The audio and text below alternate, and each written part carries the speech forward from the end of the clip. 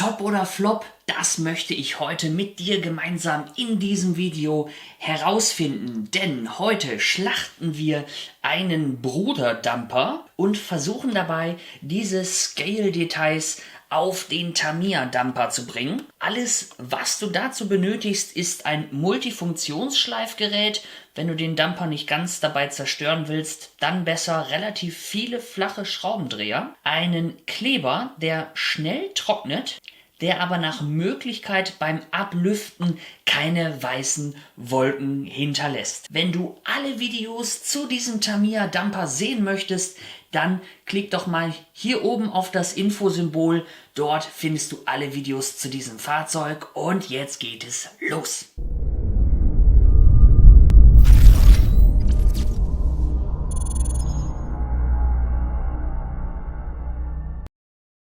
Im ersten Step müssen wir den Dumper zerlegen, um hier an diese Teile heranzukommen. Wenn du den Dumper später nochmal benutzen möchtest oder ihn auf RC umbauen möchtest etc., dann empfehle ich dir hier den Florian Baader. Der Florian Baader baut diese Bruderfahrzeuge auf RC um und macht dazu wirklich sehr detaillierte Videos und eines davon, das verlinke ich dir jetzt unten in der Infobox, denn er beschreibt ganz genau, wie du dieses Fahrerhaus hier Stück für Stück auseinander nimmst, so dass du es später nochmal wieder verwenden kannst. Meine Methode hingegen ist etwas rabiater.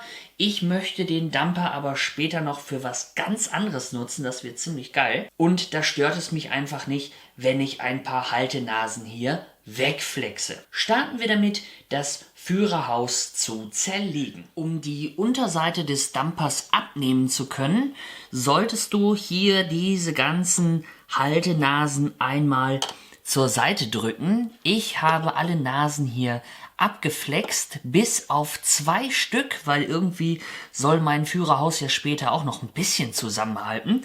Deswegen habe ich hier die beiden übrig gelassen. Und hier gehe ich jetzt mit einem Schraubendreher rein, drücke die Haltenasen zur Seite, so dass ich den unteren Teil der Fahrerkabine abnehmen kann.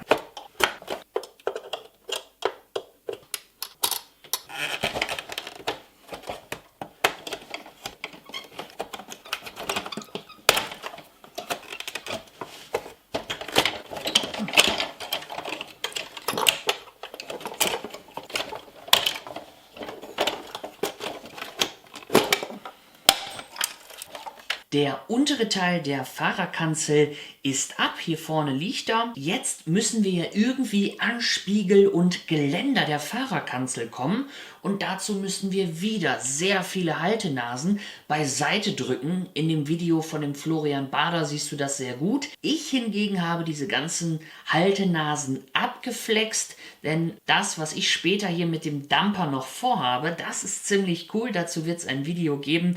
Dazu brauche ich die Haltenasen nicht. Das kann ich auch notfalls wieder zusammenkleben. Nur damit du einen kurzen Eindruck bekommst. Hier, das sind alles Haltenasen, die du dann zeitgleich zusammen hier alle wegdrücken musst, damit du diesen unteren Ring vom oberen Bereich der Fahrerkabine lösen kannst. Das war mir etwas zu aufwendig, wie gesagt, in dem Video von Florian Baader ganz toll erklärt. Jetzt nehmen wir das mal vorsichtig ab, damit wir dann an die Halterung vom Geländer kommen. So, hier hinten hängt das Geländer dann auch nochmal drin. Und dann können wir das hier vorsichtig öffnen und gelangen dann hier zu diesen ganzen Haltenasen vom Geländer und von den Spiegeln. Auch diese habe ich abgeflext. Wie gesagt, du kannst das vorsichtig auseinanderbauen. Und wenn du das hast, dann kannst du diese Spiegel hier wunderbar abnehmen.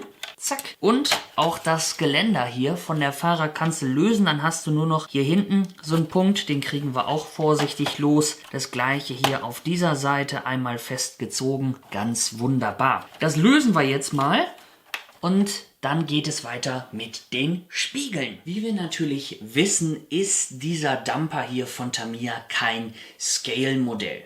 Dieses Teil wurde entwickelt, um ein bisschen Spaß zu haben auf dem G601 Chassis und um das Ganze irgendwie aussehen zu lassen wie ein Dumper, hat man sich dann eine Volvo-Lizenz geholt und das so ein bisschen hier draufgesetzt. Das Gesamtkonzept sieht ganz nett aus, hat mit Scale nichts zu tun und dementsprechend passen auch hier diese ganzen Maße nicht. Wir müssen jetzt also schauen, dass wir unsere Spiegel, die jetzt viel zu groß sind, irgendwie so ein bisschen kürzen, weil das hier, das hat so ein bisschen was von Dumbo, aber hat hier nichts mit einer netten Optik zu tun. Bedeutet also, wir schauen jetzt, in welcher Höhe die Spiegel recht gut aussehen würden, an welcher Position sie gut aussehen würden. Theoretisch würden sie hier hinkommen. Das schauen wir uns an. Wir markieren jetzt, wo wir die Spiegel absägen müssen, damit man sie schön ankleben kann.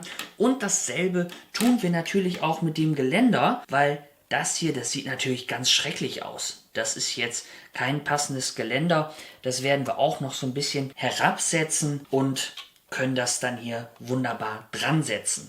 Ich markiere jetzt die entsprechenden Positionen, werde diese Details hier in der Höhe anpassen und dann sehen wir uns gleich wieder. Den Überschuss habe ich jetzt abgeschnitten, das heißt also vorher einmal markiert, abgeschnitten und so sieht es dann jetzt aus. Ich denke, das passt hier von der Höhe her deutlich besser und hier auch das Geländer ist auch schon passend bearbeitet. Das wird später hier so sitzen. Für meinen Geschmack sieht das Ganze gut aus, es gefällt mir. Und bevor wir das Ganze jetzt ankleben, wenn wir das hier sowieso schon mal abhaben, dann verpassen wir ihm doch auch gleich mal hier die passenden Spiegelgläser. Und das kann man halt wirklich am besten vorm Ankleben machen. Wie das funktioniert, das zeige ich dir jetzt. Das schnellste und einfachste wäre jetzt natürlich hier das einfach Silber anzumalen. Ich möchte mir allerdings etwas mehr Mühe geben.